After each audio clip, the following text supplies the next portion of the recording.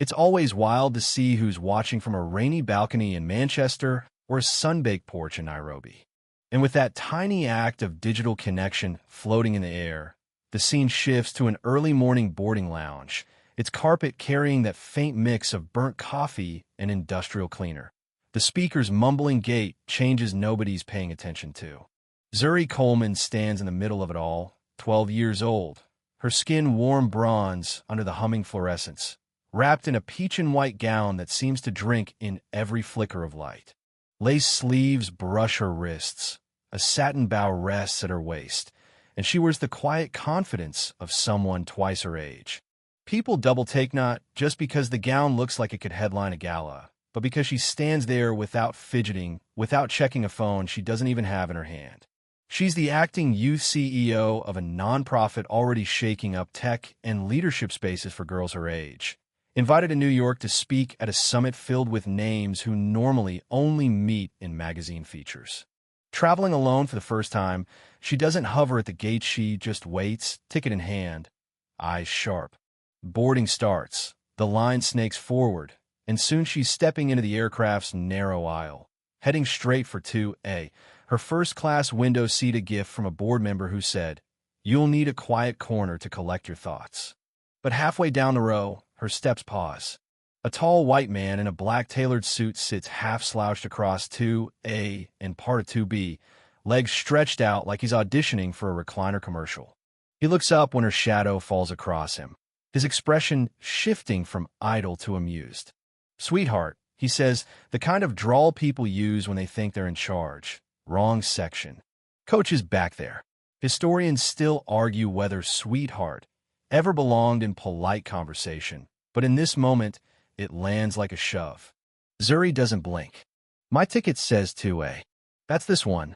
He chuckles, scanning the cabin like she's part of the in-flight entertainment. First class isn't for kids playing dress-up. Nearby passengers tilt their heads. One woman discreetly lifting her phone. Funny how in 2025, discreetly really just means angled slightly, so the flash doesn't give you away. Zuri keeps her voice steady. "Sir, I'm not playing. This is my seat." But he's already waving down a flight attendant, saying loud enough for the back row to hear, "Can you please remove this child?" She's confused.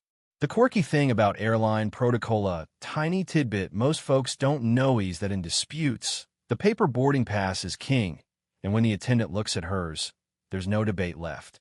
"Sir, she's in the correct seat. You'll need to move." The man leans back like he's just been accused of stealing the crown jewels, eyebrows climbing as if disbelief itself might sway the verdict. "You're giving priority to a kid in a tutu," he says, and Zuri's still steady, still as unshaken as someone reciting a grocery list corrects him. It's a gown. The correction hangs in the air, sharp as a clean paper cut. He rolls his eyes and mutters something about paying good money for comfort, which would have been more convincing if he hadn't also been hogging 2 seats like a cat, claiming every sunny patch on the carpet. The flight attendant doesn't flinch. "And yet, not enough to get 2 seats, she replies, her tone so even it could level a table. A low ripple passes through the cabin. Someone whispers, "Let her sit." Another says, "She's handling this better than my uncle at Thanksgiving." Somewhere near the galley, a softing announces that boarding is still paused, the hum of conversation now tinted with anticipation, like everyone's waiting for a plot twist. Historians still argue whether humans love drama or just hate being bored, but in this metal tube at 6:20 a.m., the crowd clearly knows which side they're on. The man folds his arms, a slow grin spreading like he's daring them to escalate. "You'll have to force me." And that's the kind of sentence you don't toss at an airline crew unless you really want to meet new people wearing security badges. The attendant picks up the intercom phone, not the crackling, gate-side kind, but the short, private line that gets results.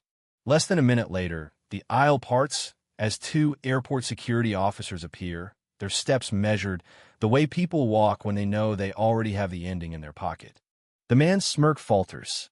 "This is outrageous," he barks, the words bouncing off the overhead bins. One officer's voice stays calm. "Sir, you are violating federal aviation regulations by refusing to comply with crew instructions. You need to come with us." I'm a frequent flyer, he throws back, as if miles could be traded for immunity. She's just, No, the officer cuts him off, like closing a book mid-sentence.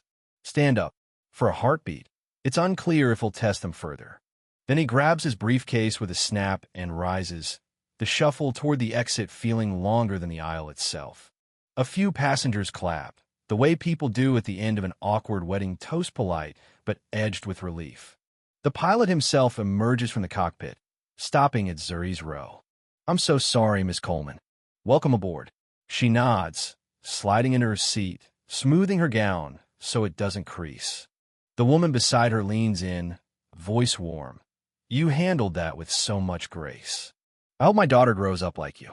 Zuri's smile is small but certain, the kind that says this isn't the first time she's had to claim a place that was already hers.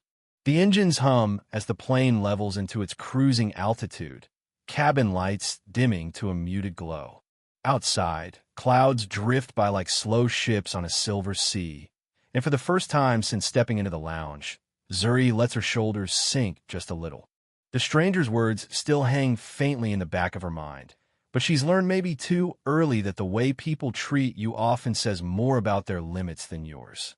Down the aisle, the woman who filmed the whole thing is already tapping furiously at her phone, her screen lighting her face in that bluish glow that says, "This is going online before the pretzels arrive." By the time the wheels touch down in New York, the footage has already started to ripple across social media.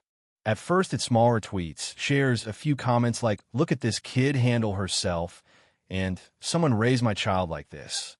But within hours, the story detonates. Hashtags bloom in half a dozen languages. News anchors use words like poise and unflappable with the kind of delight they usually reserve for meteor showers.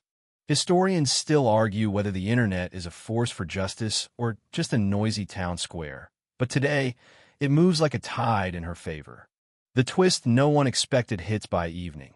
The man in the suit wasn't just a pushy passenger, was a senior manager for the very airline they flew. Corporate statements start appearing faster than you can say damage control, and within 24 hours, he's out of a job. The airline doesn't stop there. They announce a public apology to Zuri, and, in a move that catches even her off guard, the creation of a scholarship fund in her name, earmarked for girls pursuing leadership in tech. Somewhere between the smell of jet fuel on the tarmac and the hush of her hotel room later that night, she realizes this day will follow her not as a moment of conflict, but as a marker in the sand. The fun grows. Interviews follow. Kids send her letters, some from as far away as rural towns where the nearest airport is hours away, telling her that seeing her stand there small, steady, refusing to shrink made them believe they could take up their own space too. And while the gown eventually goes back into its garment bag, the calm she carried that morning becomes something she wears every day. The plane ride that began with a standoff and ended with a grounded flight leaves behind more than a headline night, leaves a reminder stitched into every retelling. Sometimes you don't choose the moment you'll be tested, but you can choose how to stand in it. The pace slows now, words lengthening like shadows at dusk, wrapping the listener in a softer rhythm. Picture the quiet of a boarding lounge long after the flights have gone, chairs sitting empty under the low hum of air vents, the smell of brewed coffee clinging to the air. See her, years later, still walking with that unshaken grace, her steps unhurried, her eyes set forward. The noise of that morning fades into a gentle hum, like distant engines rolling across a midnight sky. Whatever else the world might throw, she's already learned the weight and warmth of claiming her place without raising her voice. And as the image drifts, the story settles into a calm certainty. Sometimes the smallest figure in the room carries the biggest shift in its center of gravity, and sometimes that's enough.